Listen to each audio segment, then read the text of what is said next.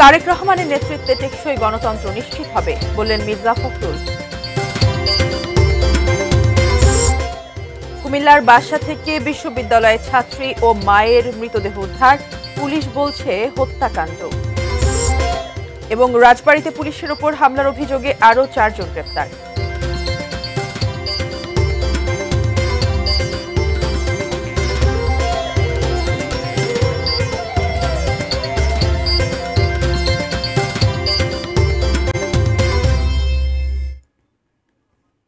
ATN news দেখছেন। সারা দেশের সর্বশেষ খবরাখবর নিয়ে এটিএন নিউজের নিয়মিত আয়োজন দেশের খবরে আমন্ত্রণ জানাচ্ছি আমি মারিয়া শিমু। শুনছিলেন নাসির সিনটেক্স অ্যালুমিনিয়ামের সৌজন্যে প্রধান শিরোনামগুলো। বিস্তারিত জানাবো। বিএনপির ভারপ্রাপ্ত চেয়ারম্যান তারেক রহমানের নেতৃত্বে টেকসই গণতন্ত্র নিশ্চিত হবে বললেন দলটির মহাসচিব মির্জা ফখরুল ইসলাম আলমগীর। দুপুরে ঠাকুরগাঁও জেলা বিএনপির দ্বিবার্ষিক সম্মেলনে কথা বলেন তিনি। এই সংগ্রাম ও লড়াইকে সত্যিকার অর্থে বাংলাদেশের কল্যাণে, বাংলাদেশের জনগণের কল্যাণে কাজে লাগানোর জন্য আমরা রাজনৈতিক দল বিএনপিকে শক্তিশালী করি। এই তরুণ নেতা তারেক রহমান, তার নেতৃত্বে আমরা আগামী দিনে গণতন্ত্রকে আরো শক্তিশালী করব। এবারে জাকসু নির্বাচনের খবর। জমে উঠেছে জাকসু নির্বাচনের প্রচার প্রচারণা। ক্যাম্পাস চষে বেড়াচ্ছেন বিভিন্ন প্যানেলের ও স্বতন্ত্র প্রার্থীরা। ক্যাম্পাসে আছেন সহকর্মী মনিরুল ইসলাম মিন্টু। প্রচার প্রচারণার খবর জানতে আমরা সরাসরি তার সঙ্গে যুক্ত হচ্ছি। মিন্টু, জাকসু নির্বাচনের সর্বশেষ আমাদের কি জানাবার আছে এবং প্রচার প্রচারণা আসলে কেমন চলছে সেটি যদি আমাদের কিছু জানাতেন।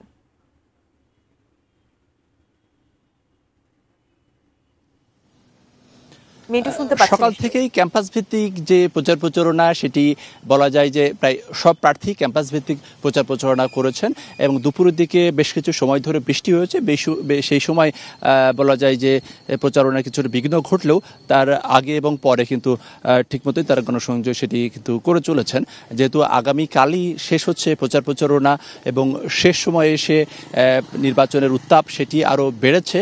তবে বড় ধরনের কোনো ধরনের অভিযোগ বা পাল্টা অভিযোগ তেমনটি নেই। তবে অভিযোগ যেটি সেটি মূলত আসলে প্রশাসনের বিরুদ্ধে। এটির একটি কারণ হচ্ছে যে প্রচার প্রচারণার ক্ষেত্রে যে বিধিনিষেধগুলো আরোপ করা হচ্ছে সেখানে প্রার্থী যারা তারা মনে করছেন যে তারা আসলে আরও বেশি কর্মী সমর্থক নিয়ে যদি তারা প্রচার প্রচারণা চালাতে পারতেন তাহলে হয়তো বা আরেকটু বেশি তারা ভোটারদেরকে আরেকটু মনোভূত করতে পারতেন, কিন্তু নির্বাচনের আচরণবিধির কারণে সেটি সম্ভব হয়নি। আর একজন প্রার্থী ভিপি প্রার্থী সেটি হচ্ছে অমর্ত্য রায়, তার প্রার্থিতা বাতিল হয়।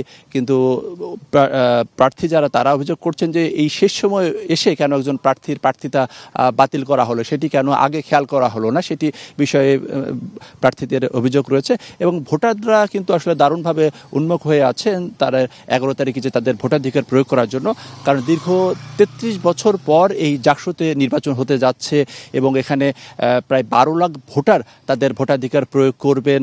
এবং যদি ভিপি পদে বলি সেখানে 10 জন এবং জিএস পদে 8 জন লড়াই করছেন এবং হল সংসদগুলোতেও কিন্তু এই লড়াই চলছে। সবকিছু মিলিয়ে বলা যায় যে নির্বাচনে উৎসবমুখর পরিবেশ রয়েছে। তবে প্রশাসনের আরেকটু তদারকি কিংবা বহিরাগতরা যাতে ক্যাম্পাসে প্রবেশ করতে না পারে সে বিষয়ে প্রার্থী এবং ভোটারদেরও দাবি রয়েছে। তো এই ছিল বলতে গেলে এখনকার মতো জাহাঙ্গীরনগর থেকে নির্বাচনের প্রচার প্রচারণার সর্বশেষ অবস্থা। ধন্যবাদ মিন্টু আপনাকে। আমরা পরবর্তীতে আবারও চেষ্টা করব আপনার সঙ্গে যুক্ত হবার। দর্শক, জাহাঙ্গীরনগর বিশ্ববিদ্যালয় থেকে জাকসু নির্বাচনের প্রচার প্রচারণার সর্বশেষ আমাদের জানাচ্ছিলেন সহকর্মী মনিরুল ইসলাম মিন্টু।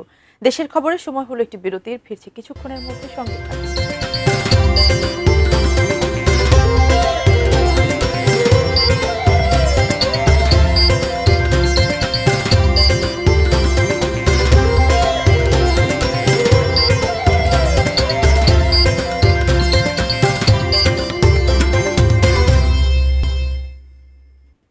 বিরতির পর ফিরে এলাম, দেখছেন দেশের খবর।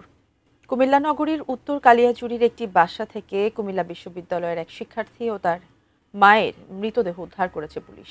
প্রাথমিক তদন্ত শেষে পুলিশের ভাষ্য এটি হত্যাকাণ্ড। সংবাদ পেয়ে ঘটনাস্থলে যান কুমিল্লা বিশ্ববিদ্যালয়ের উপাচার্য। এই হত্যাকাণ্ডের প্রতিবাদে নগরীতে বিক্ষোভ করেছেন বিশ্ববিদ্যালয়ের শিক্ষার্থীরা। কুমিল্লা প্রতিনিধি হুমায়ুন কবির জীবনের পাঠানো তথ্য ও ছবি নিয়ে ডেস্ক রিপোর্ট। তৃতীয় বর্ষের সেমিস্টারের শেষ পরীক্ষা দেয়া হলো না কুমিল্লা বিশ্ববিদ্যালয়ের শিক্ষার্থী সুমাইয়া আফরিনের। রোববার রাতে বাসায় ফিরে দুই ভাই বোন সুমাইয়া ও মা ফাতেমা আক্তার রুমার মৃতদেহ দেখতে পান। 999-এ ফোন করে পুলিশকে এই মর্মান্তিক ঘটনা জানান তারা। ঘটনাস্থল পরিদর্শন করে প্রাথমিকভাবে পুলিশ ধারণা করছে এটি একটি হত্যাকাণ্ড। বিছানায় সামান্য রক্ত ও মৃতদেহের গলায় কালো দাগ দেখতে পেয়েছেন বলেও জানায় পুলিশ। আর মেয়ের গায়ে আঘাতের কোনো চিহ্ন পাওয়া যায়নি। গলায় ছোট কালো একটা দাগ আছে মেয়েটার গায়ে, আর মায়ের গায়ে শুধু চোখের একটু রক্তের দাগ দেখা যায় আর কি। প্রাথমিক মনে হচ্ছে একটা হত্যাকাণ্ড হতে পারে আর কি। আসলে এটা কুমিল্লা শহরের কালিয়াজুড়ির নেলি কটেজের দ্বিতীয় তলায় ভাড়া থাকত পরিবারটি। নিচ তলায় একটি কিন্ডারগার্টেন রয়েছে। সিসি ক্যামেরার ফুটেজে সোমবার সকালে বাড়িটিতে এক অপরিচিত লোকের প্রবেশ দেখে সন্দেহ দানা বাঁধছে আরো। আসলে এই ব্যক্তি কে বা কে এরকম খুঁজে অনুসন্ধান করে বের করবো আমরা। ছাত্রীর এমন মর্মান্তিক মৃত্যুর সংবাদে ছুটে যান কুমিল্লা বিশ্ববিদ্যালয়ের উপাচার্য সহ বিশ্ববিদ্যালয়ের শিক্ষক কর্মকর্তারা। আমরা চাচ্ছি যে এটা দ্রুত তদন্ত হোক এবং দ্রুত অপরাধীকে চিহ্নিত করা যায় এবং আইনে আওতায় আনা যায়। পারিবারিক সূত্রে জানা যায়, সুজানগর এলাকায় বাড়ি নির্মাণের কারণে সুমাইয়ারা কালিয়াজুড়িতে ভাড়া থাকতেন।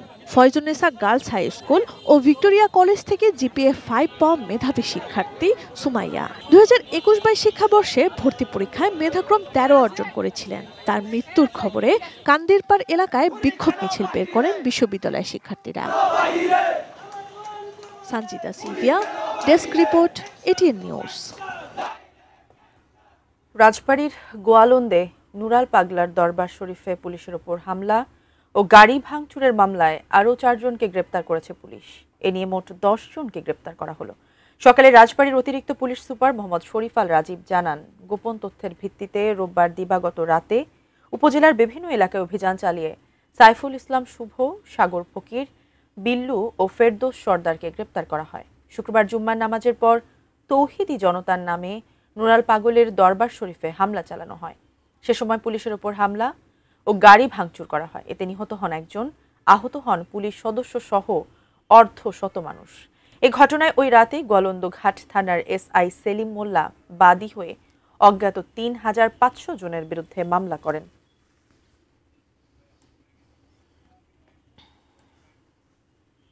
দেশের খবরের সময় হলো আরেকটি বিরতির, সঙ্গে থাকুন।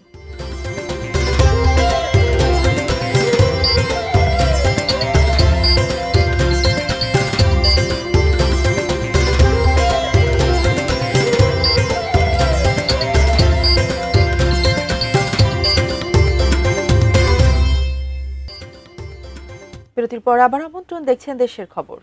বেতন বাড়ানোর দাবিতে রাজশাহীতে একতা পরিবহন বাদে ঢাকাগামী সব বাস চলাচল বন্ধ রয়েছে। এ বিষয়ে আরো বিস্তারিত জানিয়েছেন প্রতিনিধি বুলবুল হাবিব। মজুরি বৃদ্ধির দাবিতে শ্রমিকদের যে স্বেচ্ছায় কর্মবিরতি, সেটা কিন্তু এখন পর্যন্ত চলছে। তাদের কর্মবিরতির কারণে কোনো বাসই রাজশাহী থেকে ঢাকার উদ্দেশ্যে ছেড়ে যায়নি সকাল থেকে। আমরা দেখেছি যে বিশেষ করে ঢাকার যে কোচগুলো সেগুলো আসলে ছেড়ে যাচ্ছে না। সকাল থেকে আমরা এখানকার যারা ন্যাশনাল ট্রাভেলস, দেশ ট্রাভেলস, একতা বাস চলছে, কিন্তু ন্যাশনাল দেশ ট্রাভেলস, গ্রামীণ ট্রাভেলস এবং হানিফ এন্টারপ্রাইজ, শ্যামলী এই পরিবহনের কোনো বাস কিন্তু সকাল থেকে ঢাকার উদ্দেশ্যে ছেড়ে যায়নি। তবে একতা পরিবহন এবং লোকাল যে বাসগুলো, সে বাসগুলো ঢাকার উদ্দেশ্যে ছেড়ে যাচ্ছে। আর এই ঢাকার কোচের যারা শ্রমিকরা, তারা বলছেন যে তারা একটা ট্রিপ, তারা মাসে 12 থেকে 14টি ট্রিপ পান। একটা ট্রিপ আপ ডাউন মিলে তারা একজন হেল্পার পান 600 টাকা, একজন চালক পান 1200 টাকা, এবং সেটা খাওয়ার খরচ 3 জন স্টাফ মিলে 100 টাকা করে মাত্র দেওয়া হয়। এটা আসলে তারা বলছেন অপ্রতুল। এই জন্য তারা দাবি তুলেছেন যে রাজশাহী থেকে ঢাকা যাওয়া আসা মানে আপ ডাউন মিলে তারা চালকের জন্য 2000 টাকা এবং হেল্পারদের জন্য 1000 টাকা এবং সুপারভাইজারদের জন্য 1100 টাকা তারা দাবি করেছেন, এবং সেই দাবিতে তারা আন্দোলন করছেন। সংবাদ শেষ করব, তবে তার আগে নাসির সিনট্যাক্স অ্যালুমিনিয়ামের সৌজন্যে শিরোনামগুলো আরেকবার।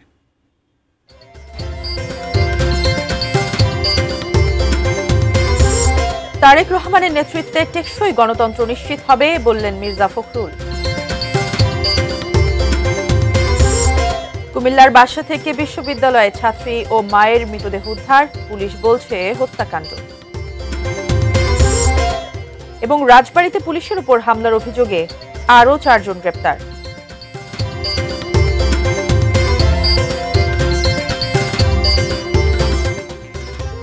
ছিল দেশের খবরের সর্বশেষ। সঙ্গে থাকুন, দেখতে থাকুন এটিএন নিউজ। ধন্যবাদ সবাইকে।